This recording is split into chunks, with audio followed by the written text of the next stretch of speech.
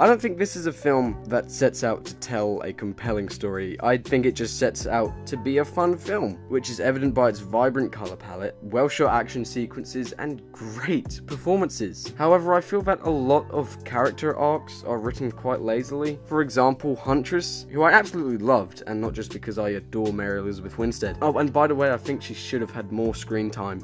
But her character arc is completed in about 10 minutes, when it should have taken far longer than that. But maybe they did that intentionally, because this film kind of goes against superhero cliches and is quite self-aware and is overall very similar to Deadpool. But my biggest gripe with this film is that it should have been called The Fantabulous Emancipation of One Harley Quinn and Birds of Prey, not the other way around, because this is a Harley Quinn film, which I'm absolutely fine with, but it kind of made the film feel like a pilot episode to a TV show due to meandering subplots and underdeveloped characters feeling like they would be developed in their own episode later on instead of in a spew of expositional dialogue, which kind of happens in this. I feel like this is a great film for people who don't know much about comic books because it's very casual and very light and fun. But yeah, Margot Robbie was fantastic. She was born for this role. I mean, she's great in every role she's in, but especially Harley Quinn. She's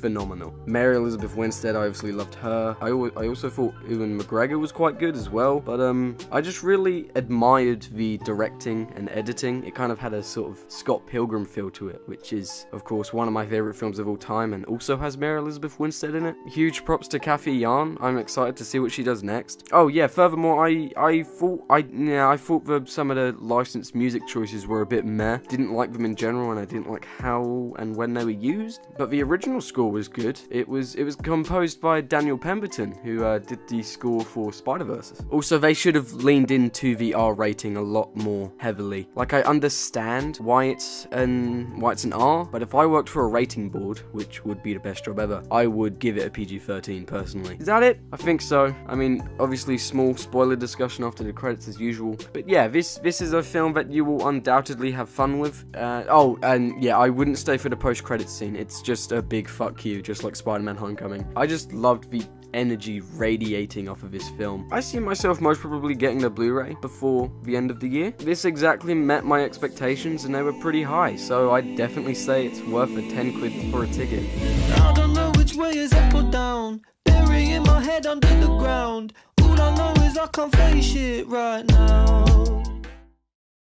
This isn't really a film where you can talk much about spoilers, because nothing really eventful happens, because it's kind of just one big setup film. You know, it feels like a prequel to the Birds of Prey film. But Huntress? Ah, man, I love Mary Elizabeth Winstead, so I feel like I unconditionally am gonna love Huntress, but I thought she was really funny. Like, although I feel like her character, and in general the whole film, they do a lot of telling instead of showing, which obviously is a bad thing about the film. But you know, the scene where she orders order number 32 and she asks for it mild, whereas Harley Quinn asks for it with extra chili, and I'm digging into this too much. I feel like that subtly shows how Harley Quinn is batshit crazy and Huntress is just the sort of chill person that everyone likes. Yeah, honestly, Mary Elizabeth Winstead was perfectly cast for this role. Like, she was actually just so good. Like, Margot Robbie's Harley Quinn is kind of hard to steal the scene from, but she practically does it. Yeah, the line where she's like, does she always speak like a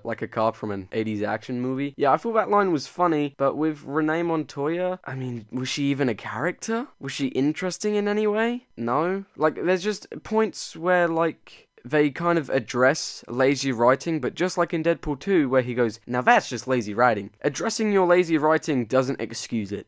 Also, I don't know how to feel about Cassandra. I don't know. I guess she just didn't really warm up to me. Maybe on a rewatch I'll like her more. Not saying I didn't like her. Harley Quinn, at the beginning of the film, it looks like her character arc will be her learning to become more self-dependent and an independent person by the end of the film. But that's kind of clouded by the fact that this is a Birds Birds of Prey film, it never really feels like her character arc got a conclusion, because it feels like it should be working towards her becoming self-dependent instead of, relying on someone like the Joker, but instead, she's the person that's like, we should work as a team. I really liked, the sort of syndrome, you got me monologuing. Harley Quinn just sits there, tied up, just talking shit about Black Mask. That was really funny. There was just a lot of funny jokes. And it was just a really funny film in general, and I feel like that's the only thing you can really talk about spoiler-wise, is just a really funny jokes, which really worked for me. But yeah, it kind of deals with some themes that I feel like it doesn't fully lean into. Overall, this film just doesn't really lean into a lot of things that I think it should have done.